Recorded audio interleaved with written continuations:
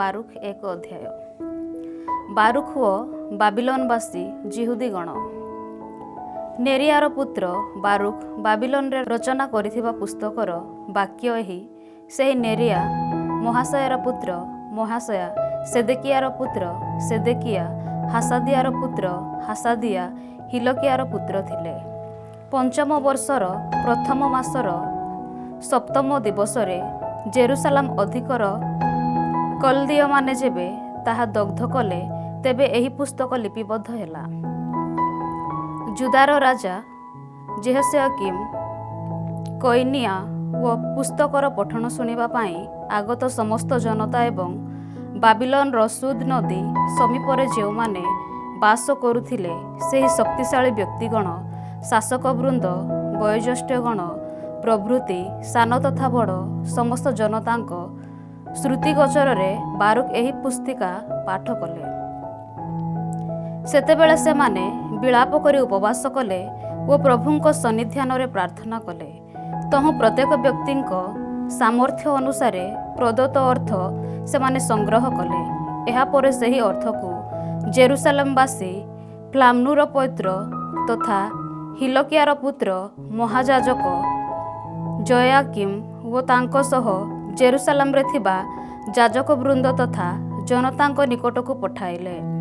जहा देवालयरु लुंठित होइथिला सेही पात्र सकल जुदा देशकु फेराई आनिबा सकाशे सिबान मासर दशम दिवसरे बारुख से सबु नेई आसिले। जुदार राजा जेसियाଙ୍କ पुत्र सेदेकियाଙ୍କ द्वारा निर्मित रौप्य पात्र से समस्त थिला। जेकिया शासकगण बंधी माने शक्तिशाली लोक ओ देशवासी जनतांकु बाबिलोनर राजा नबुकदनेस्सर जेरुसालेमरु बाबिलोन को नेई गला परे सेही पात्र गुड़िको निर्मित होइथिला। से माने कहिले, ए समस्त सह आमे तुम पाखकु अर्थ मध्य पठाई अछु।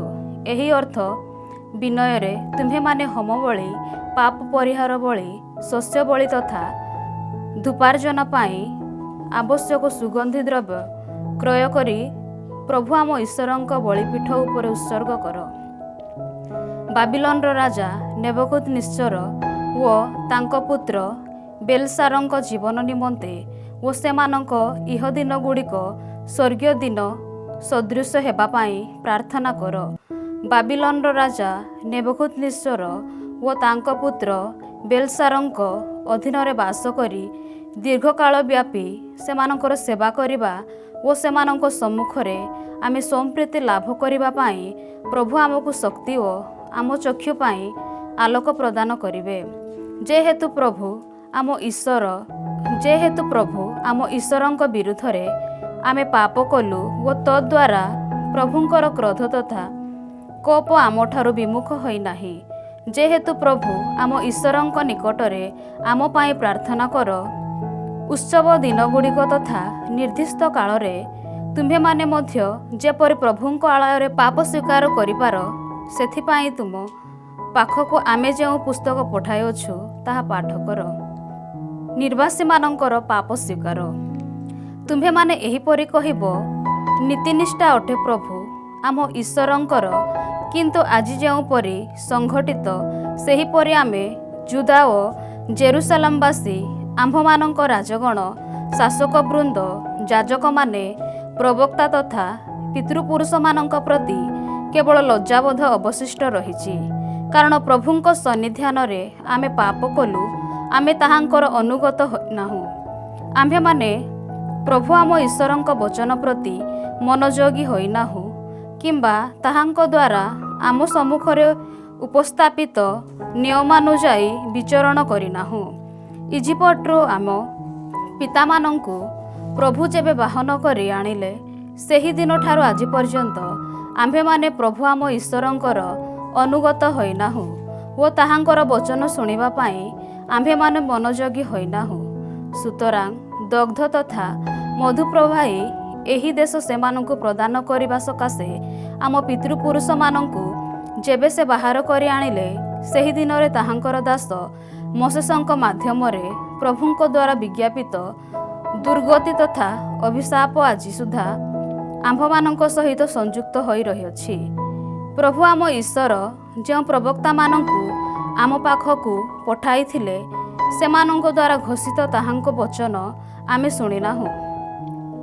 ବରଂ ଅନ୍ୟ ଦେବମାନଙ୍କର ସେବା କରି ଓ ପ୍ରଭୁ ଆମ ଈଶ୍ୱରଙ୍କ ସନ୍ନିଧାନରେ ଯାହା ମନ୍ଦ ତାହା ସାଧନ କରି ଆମ ମଧ୍ୟରୁ ପ୍ରତ୍ୟେକ ନିଜ ନିଜ ଦୁଷ୍ଟ ହୃଦୟର ଅଭିଳାଷର ଅନୁସରଣ କରିଅଛୁ। ବାରୁଖ 2 ଅଧ୍ୟାୟ। ସୁତରାଂ ଇସ୍ରାଏଲ ଉପରେ ନ୍ୟାୟ ବିଚାର କରିଥିବା ନ୍ୟାୟାଧୀଗଣ, ଆମର ରାଜବୃନ୍ଦ, ଶାସକମାନେ ଓ ଇସ୍ରାଏଲ ତଥା ଯୁଦାବାସୀ ସମସ୍ତ ଜନତା ପ୍ରଭୃତି ଆମ୍ଭମାନଙ୍କ ବିରୁଦ୍ଧରେ ପ୍ରଭୁଙ୍କ ବଚନ ସେ କାର୍ଯ୍ୟକାରୀ କଲେ। ମୋଶେସଙ୍କ ବିଧିବିଧାନରେ ଯେପରି ଲିପିବଦ୍ଧ, ସେହିପରି ଜେରୁସାଲେମରେ ତାହାଙ୍କ ଦ୍ୱାରା ସମ୍ପାଦିତ କାର୍ଯ୍ୟ ଅନୁରୂପ କୌଣସି ବିଷୟ ଆକାଶ ତଳେ ଅନ୍ୟ କୌଣସି ସ୍ଥାନରେ ଘଟିନାହିଁ। ସେଥିରେ ଆମ ସମ୍ବନ୍ଧରେ ଲିପିବଦ୍ଧ ହୋଇଛି ଯେ, ଜଣେ ଲୋକ ନିଜ ପୁତ୍ରର ଓ ଅନ୍ୟ ଜଣେ ଲୋକ ନିଜର କନ୍ୟାର ମାଂସ ଭକ୍ଷଣ କରିବ। ସେ ଆମ୍ଭମାନଙ୍କୁ ଚତୁଃପାର୍ଶ୍ୱସ୍ଥ ରାଜ୍ୟସମୂହର ଅଧୀନସ୍ଥ କଲେ ଓ ସମୀପବର୍ତ୍ତୀ ଜାତିଗଣ ମଧ୍ୟରେ ଆମକୁ ବିକ୍ଷିପ୍ତ କରି ଆମ୍ଭମାନଙ୍କୁ ସେମାନଙ୍କର ଉପହାସ ତଥା ନିନ୍ଦାର ପାତ୍ର ପରିଣତ କଲେ। ପ୍ରଭୁ ଆମ ଈଶ୍ୱରଙ୍କ ସ୍ୱର ପ୍ରତି ମନୋଯୋଗୀ ନ ହୋଇ ଆମ୍ଭେମାନେ ତାହାଙ୍କ ବିରୁଦ୍ଧରେ ପାପ କଲୁ। ସୁତରାଂ ଆମ୍ଭେ ଉନ୍ନୀତ ହେବା ପରିବର୍ତ୍ତେ ଅବନମିତ ହେଲୁ। ନୀତିନିଷ୍ଠା ଅଟେ ଆମ ଈଶ୍ୱରଙ୍କର, କିନ୍ତୁ ଆଜି ଯେଉଁପରି ସଂଘଟିତ, ସେହିପରି ଆମ୍ଭମାନଙ୍କୁ ଓ ଆମ୍ଭ ପିତୃପୁରୁଷମାନଙ୍କ ପ୍ରତି କେବଳ ଲଜ୍ଜାବୋଧ ଅବଶିଷ୍ଟ ରହିଛି। ଆମ ବିରୁଦ୍ଧରେ ଯାହା ପଠାଇବା ପାଇଁ ପ୍ରଭୁ କହିଥିଲେ, ସେ ସମସ୍ତ ଦୁର୍ଗତି ସେ ଆମ୍ଭମାନଙ୍କ ପାଇଁ ଘଟାଇଅଛନ୍ତି। ତଥାପି ଆମ୍ଭ ଦୁଷ୍ଟ ହୃଦୟର ଚିନ୍ତାଧାରାରୁ ବିମୁଖ ହୋଇ ଆମ ପ୍ରଭୁଙ୍କର କରୁଣା ଭିକ୍ଷା କରିନାହୁଁ। ଏ ସମସ୍ତ ଦୁର୍ଗତି ପ୍ରସ୍ତୁତ କରି ପ୍ରଭୁ ସେ ସମସ୍ତଙ୍କୁ ଆମ ବିରୁଦ୍ଧରେ ପଠାଇଲେ, କାରଣ ଆମ ଦ୍ୱାରା ସମ୍ପାଦିତ ହେବା ପାଇଁ ତାହାଙ୍କ ଦ୍ୱାରା ଆଦିଷ୍ଟ ସମସ୍ତ କାର୍ଯ୍ୟକଳାପରେ ସେ ନ୍ୟାୟବାନ ଅଟନ୍ତି। ତଥାପି ଆମେ ତାହାଙ୍କର ସ୍ୱର ପ୍ରତି କର୍ଣ୍ଣପାତ କଲୁ। ତଥାପି ଆମ୍ଭେ ତାହାଙ୍କର ସ୍ୱର ପ୍ରତି କର୍ଣ୍ଣପାତ କଲୁ ନାହିଁ, କିମ୍ବା ଆମ ପ୍ରତି ତାହାଙ୍କ ଦ୍ୱାରା ବିଜ୍ଞାପିତ ନିୟମାବଳୀ ଅନୁଯାୟୀ ଆମେ ବିଚରଣ କଲୁ ନାହିଁ। ପାପ ମୋଚନ ପାଇଁ ପ୍ରାର୍ଥନା। ପ୍ରଭୁ ହେ ଇସ୍ରାଏଲର ଈଶ୍ୱର, ପରାକ୍ରମଶାଳୀ, ବାହୁବଳ ନିଦର୍ଶନ, ଅଦ୍ଭୁତ କର୍ମସକଳ, ମହାଶକ୍ତି ପ୍ରକଟନ ତଥା ବିସ୍ତୃତ ହସ୍ତ ଜରିଆରେ ତୁମ୍ଭ ସ୍ୱଜନମାନଙ୍କୁ ଇଜିପ୍ଟରୁ ତୁମେ ବାହାର କରି ଆଣିଅଛ ଓ ସେହିପରି ଆଜି ସୁଦ୍ଧା ତିଷ୍ଠି ରହିଥିବା ଏକ ନାମ ତୁମେ ନିଜ ପାଇଁ ଲାଭ କରିଅଛ। ପ୍ରଭୁ ହେ ଆମ୍ଭମାନଙ୍କ ଈଶ୍ୱର, ଆମେ ପାପ କଲୁ, ଆମେ ଅଧର୍ମଚରଣ କଲୁ। ତୁମ ଅଧ୍ୟଦେଶ ଗୁଡ଼ିକ ଲଙ୍ଘନ କରି ଆମେ ଦୋଷ କଲୁ। ତୁମ୍ଭ କ୍ରୋଧ ଆମଠାରୁ ଦୂର ହେଉ, କାରଣ ଯେଉଁ ଜାତିଗଣ ମଧ୍ୟରେ ତୁମ୍ଭେ ଆମକୁ ବିକ୍ଷିପ୍ତ କରିଅଛ, ସେମାନଙ୍କ ମଧ୍ୟରେ ଆମେ କେବଳ ଅଳ୍ପ ସଂଖ୍ୟକ ହୋଇ ଅବଶିଷ୍ଟ ରହିଛି। ହେ ପ୍ରଭୁ, ଆମ ପ୍ରାର୍ଥନା ତଥା ନିବେଦନ ଶୁଣ। ତୁମ ସକାଶେ ଆମ୍ଭମାନଙ୍କୁ ଉଦ୍ଧାର କର। ଯେଉଁମାନେ ଆମ୍ଭକୁ ନିର୍ବାସିତ କରିଅଛନ୍ତି, ସେମାନଙ୍କ ଦୃଷ୍ଟିରେ ସ୍ୱପ୍ରୀତି ଲାଭ କରିବାକୁ ଆମ୍ଭମାନଙ୍କୁ ଦିଅ। ସେହିପରି ସମସ୍ତ ପୃଥିବୀ ଜାଣି ରଖୁ ଯେ ତୁମେ ଅଟ ପ୍ରଭୁ ଆମ୍ଭମାନଙ୍କର ଈଶ୍ୱର, କାରଣ ଇସ୍ରାଏଲ ଓ ତାର ବଂଶଧରମାନେ ତୁମ୍ଭ ନାମ ଦ୍ୱାରା ପରିଚିତ। ହେ ପ୍ରଭୁ, ତୁମ୍ଭ ପବିତ୍ର ବସତି ସ୍ଥାନରୁ ଚାହିଁ ଆମ୍ଭକୁ ନିରୀକ୍ଷଣ କର। ହେ ପ୍ରଭୁ, କାନ ଡେରି ଆମ ପ୍ରାର୍ଥନା ଶୁଣ। ହେ ପ୍ରଭୁ, ଚକ୍ଷୁ ଖୋଲି ଆମ ପ୍ରତି ଦୃଷ୍ଟିପାତ କର, କାରଣ ଯେଉଁମାନଙ୍କର ଆତ୍ମା ସେମାନଙ୍କ ଶରୀରରୁ ଚାଲିଯାଇଅଛି, ସେ ପାତାଳବାସୀ ମୃତମାନେ ପ୍ରଭୁଙ୍କ ଗୌରବାନ୍ୱିତ କରିବେ ନାହିଁ, କିମ୍ବା ତାହାଙ୍କୁ ନ୍ୟାୟବାନ ଘୋଷଣା କରିବେ ନାହିଁ। ବରଂ ହେ ପ୍ରଭୁ, ଯିଏ ଅତ୍ୟଧିକ କ୍ଲେଶ, ଜର୍ଜରିତ, ଦୁର୍ବଳ ତଥା ଅବନମିତ ହୋଇ ଯିଏ ଗମନ କରେ, ତାହାର ଚକ୍ଷୁ ନିସ୍ତେଜ ଓ ଯିଏ କ୍ଷୁଧାତୁର, ସେ ହିଁ ତୁମ୍ଭକୁ ଗୌରବାନ୍ୱିତ କରିବେ ଓ ତୁମ୍ଭ ମହିମା ତଥା ନୀତିନିଷ୍ଠା ବିଜ୍ଞାପନ କରିବ। ପ୍ରଭୁ ହେ ଆମ୍ଭମାନଙ୍କ ଈଶ୍ୱର, ଆମ ପିତୃପୁରୁଷ କିମ୍ବା ରାଜାମାନଙ୍କର କୌଣସି ନୀତିନିଷ୍ଠାମୂଳକ କାର୍ଯ୍ୟରେ ଆଶ୍ରିତ ହୋଇ ଆମେ ତୁମ୍ଭ କରୁଣା ଭିକ୍ଷା କରୁନାହୁଁ। ତୁମ୍ଭ ଦାସଗଣ ପ୍ରବକ୍ତାମାନଙ୍କ ମାଧ୍ୟମରେ ଯେଉଁପରି ପ୍ରଘଟିତ, ସେହିପରି ତୁମେ ତୁମ କୋପ ତଥା କ୍ରୋଧ ଆମ ଉପରେ ବର୍ଷଣ କରିଅଛ। ସେମାନେ କହିଥିଲେ, ପ୍ରଭୁ ଏହା କହନ୍ତି, ତୁମ୍ଭମାନଙ୍କ କାନ୍ଧରୁ ନୁଆଁଇ ବାବିଲନ ରାଜାର ଯଦି ସେବା କରିବ, ତେବେ ତୁମ୍ଭମାନଙ୍କ ପିତୃପୁରୁଷମାନଙ୍କୁ ମୋ ଦ୍ୱାରା ପ୍ରଦତ୍ତ ଦେଶରେ ତୁମ୍ଭେ ବାସ କରିବ। କିନ୍ତୁ ତୁମ୍ଭେମାନେ ଯଦି ପ୍ରଭୁଙ୍କ ବିଚରଣ ଅନୁଗତ ହେବ ନାହିଁ ଓ ବାବିଲନର ରାଜାର ସେବା କରିବ ନାହିଁ, ତେବେ ଜୁଦାର ନଗରୀ ସକଳ ଓ ଜେରୁସାଲାମର ପଡ଼ୋଶୀ ପ୍ରଦେଶରୁ ଉଲ୍ଲାସ ତଥା ଆହ୍ଲାଦର ରବ ଓ ବଧୂ ତଥା ବୋରର ସ୍ୱର ମୁଁ ନିଶ୍ଚିହ୍ନ କରିବି ଓ କୌଣସି ଅଧିବାସୀ ଅବଶିଷ୍ଟ ରହୁନଥିବା ଭଳି ମୁଁ ସମଗ୍ର ଦେଶକୁ ବିଜନ କରିବି। ବାବିଲନର ରାଜା ସେବା କରିବା ପାଇଁ ତୁମ୍ଭ ଦ୍ୱାରା ଆଦିଷ୍ଟ ବଚନର ଅନୁଗତ ଆମେ ହେଲୁ ନାହିଁ। ସୁତରାଂ ଆମ ପିତୃପୁରୁଷ ଓ ରାଜାମାନଙ୍କ ଅସ୍ଥିପୁଞ୍ଜକୁ ସେମାନଙ୍କ ସମାଧିରୁ ବାହାର କରାଇବା ପାଇଁ ତୁମ୍ଭେ ସୁଯୋଗ ସୃଷ୍ଟି କରିବ। ଏପରି ତୁମ୍ଭ ଦାସ ପ୍ରବକ୍ତାମାନଙ୍କ ମାଧ୍ୟମରେ ତୁମ ଦ୍ୱାରା କଥିତ ବଚନ ତୁମ୍ଭେ କାର୍ଯ୍ୟକାରୀ କରିଅଛ। ପୁଣି ଦେଖ, ସେ ସମସ୍ତ ଦିବାକାଳର ଉତ୍ତାପ ତଥା ରାତ୍ରିର କୁହୁଡ଼ି ଯେପରି ଅନୁଭବ କରେ, ସେଥିପାଇଁ ବାହାରେ ନିକ୍ଷିପ୍ତ ହୋଇ ରହିଛି। ଦୁର୍ଭିକ୍ଷ, ଖଡ୍ଗ ତଥା ମହାମାରୀ ଦ୍ୱାରା ସଂଘଟିତ ଯାତନା ଫଳରେ ସେମାନେ ବିନାଶ ହେଲେ। ଇସ୍ରାଏଲ ଗୃହ ତଥା ଜୁଦା ଗୃହର ଦୁଷ୍ଟତା ଯୋଗୁଁ ଆଜି ଯେପରି ଘଟିଛି, ତଦନୁରୂପ ଏକ ପରିସ୍ଥିତି ତୁମ ନାମରେ ଉଦ୍ଭିହିତ ଆଳୟ ପ୍ରତି ତୁମେ ଘଟାଇଅଛ। ତଥାପି ପ୍ରଭୁ ହେ ଈଶ୍ୱର, ଆମ ପ୍ରତି ତୁମର ମହାନ କରୁଣା ତଥା ଦୟା ଅନୁରୂପ ତୁମ୍ଭେ ଆମ ନିକଟରେ ଆଚରଣ କରିଅଛ। କାରଣ ଇସ୍ରାଏଲୀୟ ଜନତା ସମ୍ମୁଖରେ ତୁମ୍ଭ ବିଧିବିଧାନ ଲେଖିବା ପାଇଁ ତୁମ୍ଭେ ଯେଉଁଦିନ ତୁମ୍ଭ ଦାସ ମୋଶେସଙ୍କୁ ଆଦେଶ ଦେଲ, ସେହିଦିନ ତୁମ୍ଭେ ତାଙ୍କ ମାଧ୍ୟମରେ ଏହିପରି କହିଥିଲ, ତୁମ୍ଭେମାନେ ଯଦି ମୋ ବଚନର ଅନୁଗତ ହେବ ନାହିଁ, ତେବେ ଯେଉଁ ଜାତିଗଣ ମଧ୍ୟରେ ମୁଁ ଏହି ସଂଖ୍ୟାବହୁଳ ଜନତାଙ୍କୁ ବିକ୍ଷିପ୍ତ କରିବି, ସେମାନଙ୍କ ମଧ୍ୟରେ ସେମାନେ କେବଳ ଅଳ୍ପ ସଂଖ୍ୟକ ହୋଇ ଅବଶିଷ୍ଟ ରହିବେ। ଯେହେତୁ ସେମାନେ ଏକ ଅନମନୀୟ ଜନତା, ସେହେତୁ ମୁଁ ଜାଣେ ଯେ ସେମାନେ ମୋର ଆଜ୍ଞାବହ ହେବେ ନାହିଁ। କିନ୍ତୁ ସେମାନଙ୍କ ନିର୍ବାସିତ ଜୀବନର ଦେଶରେ ସେମାନଙ୍କର ମନ ପରିବର୍ତ୍ତନ ହେବ। ସେମାନେ ଜାଣିବେ ଯେ ମୁଁ ଅଟେ ପ୍ରଭୁ ସେମାନଙ୍କ ଈଶ୍ୱର। ମୁଁ ସେମାନଙ୍କୁ ଏକ ଆଜ୍ଞାବହ ହୃଦୟ ତଥା ଶ୍ରବଣ ତତ୍ପର କର୍ଣ୍ଣ ପ୍ରଦାନ କରିବି। ସେମାନଙ୍କ ନିର୍ବାସିତ ଜୀବନର ଦେଶରେ ସେମାନେ ମୋର ସ୍ତୁତିଗାନ କରିବେ ଓ ମୋର ନାମ ସ୍ମରଣ କରିବେ। ନିଜ ନିଜ ଅମନୀୟ ତଥା ଦୁଷ୍କର୍ମାବଳୀ ସେମାନେ ପଶ୍ଚାତ୍ପଦ ହେବେ। କାରଣ ପ୍ରଭୁଙ୍କ ସନ୍ନିଧାନରେ ଯେଉଁ ପିତୃପୁରୁଷମାନେ ପାପ କଲେ, ସେମାନଙ୍କର ଧର୍ମାବଳୀ ସମ୍ବନ୍ଧରେ ସେମାନେ ସ୍ମରଣ କରିବେ। ସେମାନଙ୍କର ପିତୃପୁରୁଷଗଣ ଆବ୍ରାହମ, ଇସାକ ଓ ଯାକୁବଙ୍କୁ ପ୍ରଦାନ କରିବା ପାଇଁ ମୋ ଦ୍ୱାରା ପ୍ରତିଜ୍ଞାନୁବଦ୍ଧ ଦେଶକୁ ମୁଁ ସେମାନଙ୍କୁ ପୁନରାୟ ଫେରାଇ ଆଣିବି। ସେମାନେ ସେଠାରେ କର୍ତ୍ତୃତ୍ୱ କରିବେ। ମୁଁ ସେମାନଙ୍କ ସଂଖ୍ୟା ପରିବର୍ତ୍ତିତ କରିବି, ସେମାନେ ନ୍ୟୁନ ହେବେ ନାହିଁ। ମୁଁ ଯେପରି ସେମାନଙ୍କ ଈଶ୍ୱର ହୁଏ, ସେମାନେ ଯେପରି ମୋର ସ୍ୱଜନ ହୁଅନ୍ତି, ସେଥିପାଇଁ ମୁଁ ସେମାନଙ୍କ ସହ ଏକ ଶାଶ୍ୱତ ବ୍ୟବସ୍ଥା ବିଧାନ ଚାଳିଶ କରିବି। ସେମାନଙ୍କୁ ପ୍ରଦାନ କରିଥିବା ଦେଶରୁ ମୁଁ ସେମାନଙ୍କୁ ଆଉ କେବେ ବିତାଡ଼ିତ କରିବି ନାହିଁ। ବାରୁକ 3 ଅଧ୍ୟାୟ। ସର୍ବଶକ୍ତିମାନ ହେ ପ୍ରଭୁ, ଇସ୍ରାଏଲର ହେ ଈଶ୍ୱର, ଦୁଃଖ ପ୍ରପୀଡ଼ିତ ଆତ୍ମ ଓ କର୍ମକ୍ଲାନ୍ତ ଅଶରୀରୀ ତୁମ୍ଭ ସନ୍ନିଧାନରେ ନିବେଦନ କରେ। ହେ ପ୍ରଭୁ, ଶୁଣ ଓ ସଦୟ ହୁଅ, କାରଣ ଆମେ ତୁମ୍ଭ ସନ୍ନିଧାନରେ ପାପ କଲୁ। ତୁମ୍ଭ ନିତ୍ୟସ୍ଥାୟୀ ସିଂହାସନରେ ଆସୀନ ଓ ଆମେ ଚିରକାଳ ପାଇଁ ବିନାଶକ ବଳିତ। ସର୍ବଶକ୍ତିମାନ ହେ ପ୍ରଭୁ ଇସ୍ରାଏଲର, ହେ ଈଶ୍ୱର, ଇସ୍ରାଏଲର ଯେଉଁମାନେ ମୃତ, ଯେଉଁମାନଙ୍କ ସନ୍ତାନମାନେ ପ୍ରଭୁ ସେମାନଙ୍କ ଈଶ୍ୱର ବଚନ ପ୍ରତି କର୍ଣ୍ଣପାତ ନ କରି ତୁମ୍ଭ ସନ୍ନିଧାନରେ ପାପ କଲେ, ସେହି ଆମ୍ଭମାନଙ୍କର ପ୍ରାର୍ଥନା ଶୁଣ। ତାହା ହେଲେ ଆମ ପ୍ରତି ଦୁର୍ଗତି ଘଟିବ ନାହିଁ। ଆମ ପିତୃପୁରୁଷମାନଙ୍କ ଦୋଷଗୁଡ଼ିକୁ ସ୍ମରଣ କର ନାହିଁ, ବରଂ ବର୍ତ୍ତମାନ ତୁମ୍ଭ ଶକ୍ତି ତଥା ନାମକୁ ସ୍ମରଣ କର। କାରଣ ତୁମ୍ଭେ ଅଟ ପ୍ରଭୁ ଆମ୍ଭମାନଙ୍କ ଈଶ୍ୱର। ହେ ପ୍ରଭୁ, ଆମ୍ଭେମାନେ ତୁମ୍ଭର ସ୍ତୁତିଗାନ କରୁ। ଆମେ ଯେପରି ତୁମ୍ଭ ନାମକୁ ଡାକି ନିବେଦନ କରୁ, ସେଥିସକାଶେ ତୁମ୍ଭ ସମ୍ବନ୍ଧୀୟ ଭୟଭକ୍ତିକୁ ତୁମ୍ଭେ ଆମ ହୃଦୟରେ ସ୍ଥାପନ କରିଅଛ।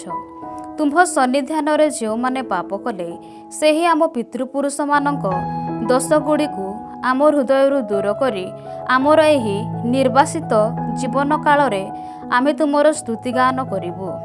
ଯେଉଁମାନେ ପ୍ରଭୁ ଆମ ଈଶ୍ୱରଙ୍କୁ ଉପେକ୍ଷା କଲେ ସେହି ଆମ ପିତୃପୁରୁଷମାନଙ୍କ ଦ୍ୱାରା ସମ୍ବାଦିତ ସମସ୍ତ ଦୋଷ ଯୋଗୁଁ ଉପହାସ ଅଭିଳାଷ ତଥା ଦଣ୍ଡଭୋଗ କରିବା ପାଇଁ ତୁମ୍ଭେ ଯେଉଁଠାରେ ଆମକୁ ବିକ୍ଷିପ୍ତ କଲ ସେହି ନିର୍ବାସିତ ଜୀବନର ଏହି ସ୍ଥାନମାନଙ୍କରେ ଆମେ ବର୍ତ୍ତମାନ ପ୍ରବାସୀ ରୂପେ ଜୀବନଯାପନ କରୁଅଛୁ। ଇସ୍ରାଏଲର ବିଶେଷ ଅଧିକାର ପ୍ରତିଜ୍ଞା। ଇସ୍ରାଏଲର ବିଶେଷ ଅଧିକାର ପ୍ରଜ୍ଞା। ହେ ଇସ୍ରାଏଲ, ଜୀବନର ଆଜ୍ଞାବଳୀ ଶୁଣ ଓ ମନୋଯୋଗ ପୂର୍ବକ ପ୍ରଜ୍ଞାର ଶିକ୍ଷା ଲାଭ କର। ହେ ଇସ୍ରାଏଲ, ତୁମ୍ଭ ଶତ୍ରୁମାନଙ୍କ ରାଜ୍ୟରେ ତୁମେ କାହିଁକି ବାସ କରୁଅଛ? ତୁମ୍ଭେମାନେ ଯେପରି ଏକ ବିଦେଶୀ ରାଜ୍ୟରେ ବୃଦ୍ଧିପ୍ରାପ୍ତ ହୁଅ, ତ ନିମନ୍ତେ କ'ଣ ହେଲା? ମୃତମାନଙ୍କ ଗହଣରେ ତୁମ୍ଭେମାନେ କାହିଁକି କଳୁଷିତ ହୋଇଅଛ? ପାତାଳବାସୀମାନଙ୍କ ସମେତ ତୁମ୍ଭେମାନେ ଯେପରି ଗଣିତ ହୁଅ, ସେଥିସକାଶେ କ'ଣ ହେଲା? ତୁମେ ପ୍ରଜ୍ଞାର ଉତ୍ସ ପରିତ୍ୟାଗ କରିଅଛ। ଈଶ୍ୱରଙ୍କ ଦ୍ୱାରା ନିର୍ଣ୍ଣିତ ମାର୍ମାବଳୀ ଦେଇ ତୁମ୍ଭେ ଯଦି ବିଚରଣ କରିଥାନ୍ତ, ତେବେ ତୁମେ ଚିରକାଳ ବ୍ୟାପୀ ଶାନ୍ତିରେ ବାସ କରିଥାନ୍ତ। କେଉଁଠାରେ ପ୍ରଜ୍ଞାଶକ୍ତି ତଥା ବିବେକ ଅବସ୍ଥିତ ଏହା ଜାଣ, ତାହେଲେ କେଉଁଠାରେ ଦୀର୍ଘାୟୁ ଜୀବନ, ଚକ୍ଷୁ ପାଇଁ ଜ୍ୟୋତି ତଥା ଶାନ୍ତି ବିଦ୍ୟମାନ। ଏହାର ପରିଜ୍ଞାନ ତୁମ୍ଭେ ପାଇବ। ତାହାର ଆବାସ ସ୍ଥାନ କିଏ ବା ଆବିଷ୍କାର କରିଅଛି? ତାହାର ଭଣ୍ଡାର ଘରଗୁଡ଼ିକରେ କିଏ ପ୍ରବେଶ କରିଅଛି? ଜାତିଗଣର ରାଜାମାନେ କାହାନ୍ତି? ପୃଥିବୀର ପଶୁମାନଙ୍କ ଉପରେ କର୍ତ୍ତୃତ୍ୱ କରିବା ଲୋକେ କାହାନ୍ତି? ଯେଉଁମାନେ ଆକାଶମଣ୍ଡଳର ପକ୍ଷୀମାନଙ୍କ ଗହଣରେ କ୍ରୀଡ଼ା କରନ୍ତି, ସେମାନେ କେଉଁଠି? ଯେତେ ଅର୍ଜନ କଲେ ସୁଦ୍ଧା ତହିଁର ସମ୍ପୃକ୍ତ ନ ହୋଇ ଯେଉଁମାନେ ରୌପ୍ୟ ତଥା ସ୍ୱର୍ଣ୍ଣ ସଞ୍ଚୟ କରି ତାହା ଉପରେ ଆସ୍ଥା ସ୍ଥାପନ କରନ୍ତି, ସେହି ବ୍ୟକ୍ତିମାନେ କାହାନ୍ତି? ରୌପ୍ୟ ସଞ୍ଚୟ ପାଇଁ ଯେଉଁମାନେ ଉତ୍କଣ୍ଠାପୂର୍ବକ ସୀମାତୀତ କଠିନ ପରିଶ୍ରମ କରନ୍ତି, ସେହି ଲୋକ କେଉଁଠି? ଅନ୍ତର୍ଦ୍ଧାନ ହୋଇ ସେମାନେ ପାତାଳକୁ ଅବତରି ଯାଇଛନ୍ତି ଓ ସେମାନଙ୍କ ସ୍ଥାନରେ ଅନ୍ୟ ଲୋକେ ଆସିଛନ୍ତି।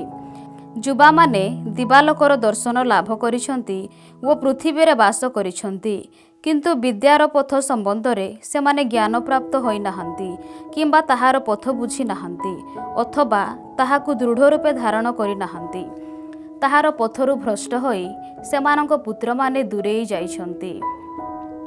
କାନନରେ କେହି ତାହା ସମ୍ବନ୍ଧରେ ଶୁଣି ନାହିଁ, ତେମାନରେ କେହି ତାହାକୁ ଦେଖିବାକୁ ପାଇନାହିଁ। ପୃଥିବୀରେ ଯେଉଁମାନେ ଜ୍ଞାନ ସନ୍ଧାନ କରନ୍ତି, ସେହି ହାଗାରର ପୁତ୍ରମାନେ, ମିଦିଆନ ଓ ତେମାନର ବଣିକମାନେ, କାହାଣୀ ବର୍ଣ୍ଣନାକାରୀ ବର୍ଗ କିମ୍ବା ବିବେକ ଅନ୍ୱେଷଣକାରୀମାନେ ପ୍ରଜ୍ଞାର ପଥ ସମ୍ବନ୍ଧରେ ଜ୍ଞାନ ପ୍ରାପ୍ତ ହୋଇନାହାନ୍ତି, କିନ୍ତୁ ତାହାର ମାର୍ଗ ସମ୍ବନ୍ଧରେ ଅନୁଧ୍ୟାନ କରିନାହାନ୍ତି। ହେ ଇସ୍ରାଏଲ, ପ୍ରଭୁଙ୍କର ଆଳୟ କି ବିଶାଳ, ତାହାଙ୍କର ଦେଶ କେତେ ବିସ୍ତୃତ! ତାହା ବିଶାଳ ସୀମିତ ନୁହେଁ, ତାହା ଉନ୍ନତ ଓ ଅପରିମେୟ। ପ୍ରାଚୀନ କାଳରେ ସୁପ୍ରସିଦ୍ଧ ବିରାଟକାୟ ତଥା ଯୁଦ୍ଧପ୍ରବୀଣ ମଲ୍ଲଯୋଦ୍ଧାମାନେ ସେଠାରେ ଜନ୍ମଗ୍ରହଣ କରିଥିଲେ। ଈଶ୍ୱର ସେମାନଙ୍କୁ ମନୋନୀତ କଲେ ନାହିଁ, ଜ୍ଞାନର ପଥ ସେମାନଙ୍କୁ ଦର୍ଶାଇ ନାହିଁ। ପ୍ରଜ୍ଞାହୀନ ଥିବା ଯୋଗୁଁ ସେମାନେ ବିନାଶ ହେଲେ, ସେମାନଙ୍କର ମୃଢ଼ତା ଯୋଗୁଁ ସେମାନେ ବିନଷ୍ଟ ହେଲେ। ସ୍ୱର୍ଗାରୋହଣ କରି କିଏ ତାହା ହସ୍ତଗତ କରିଅଛି ଓ ମେଘମାଳାରୁ ତାହାକୁ ତଳକୁ ଅବତରଣ କରାଇଅଛି? ସମୁଦ୍ର ଅତିକ୍ରମ କରି କିଏ ତାହା ଆବିଷ୍କାର କରିଅଛି ଓ ସ୍ୱଚ୍ଛ ସ୍ୱର୍ଣ୍ଣ ବିନିମୟରେ ତାହାକୁ କ୍ରୟ କରିଅଛି? ତାହା ନିକଟକୁ ଯେଉଁ ପଥ ଯାଏ, କେହି ତାହା ଜାଣେ ନାହିଁ କିମ୍ବା ତାର ମାର୍ଗ ସମ୍ବନ୍ଧରେ କେହି କୌଣସି ଦୃଷ୍ଟି ଦିଏ ନାହିଁ, କିନ୍ତୁ ଯିଏ ସର୍ବଜ୍ଞାନୀ ସେ ତାହା ଜାଣନ୍ତି। ତାହାଙ୍କ ପରିଜ୍ଞାନ ଜରିଆରେ ସେ ତାହା ଆବିଷ୍କାର କଲେ। ଯିଏ ପୃଥିବୀକୁ ଚିରକାଳ ପାଇଁ ସ୍ଥାପନ କଲେ, ସେଥିରେ ଚତୁଷ୍ପଦ ପ୍ରାଣୀମାନଙ୍କୁ ସେ ଭରିଦେଲେ। ସେ ଆଲୋକ ପଠାନ୍ତି ଓ ତାହା ଯାଏ, ସେ ତାହାକୁ ଡାକନ୍ତି ଓ ଭୟ ସହ ତାହା ତାହାଙ୍କର ଅନୁଗତ ହୁଏ। ନିଜ ନିଜ ପ୍ରହର ଅନୁସାରେ ତାରାଗୁଡ଼ିକ ପ୍ରଦୀପ୍ୟମାନ ହୁଅନ୍ତି ଓ ଆହ୍ଲାଦିତ ହୁଅନ୍ତି।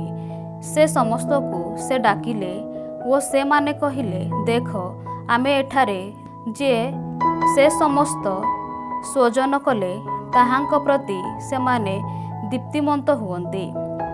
ସେ ଆମ୍ଭମାନଙ୍କ ଈଶ୍ୱର, ଅନ୍ୟ କେହି ତାହାଙ୍କ ସହ ଅତୁଳନୀୟ ନୁହେଁ। ଜ୍ଞାନର ସମସ୍ତ ପଥ ସେ ହୃଦବୋଧ କଲେ ତାହାଙ୍କ ଦାସ ଯାକୁବଙ୍କୁ ଓ ତାହାଙ୍କର ସ୍ନେହପାତ୍ର ଇସ୍ରାଏଲକୁ ସେ ତାହା ପ୍ରଦାନ କଲେ।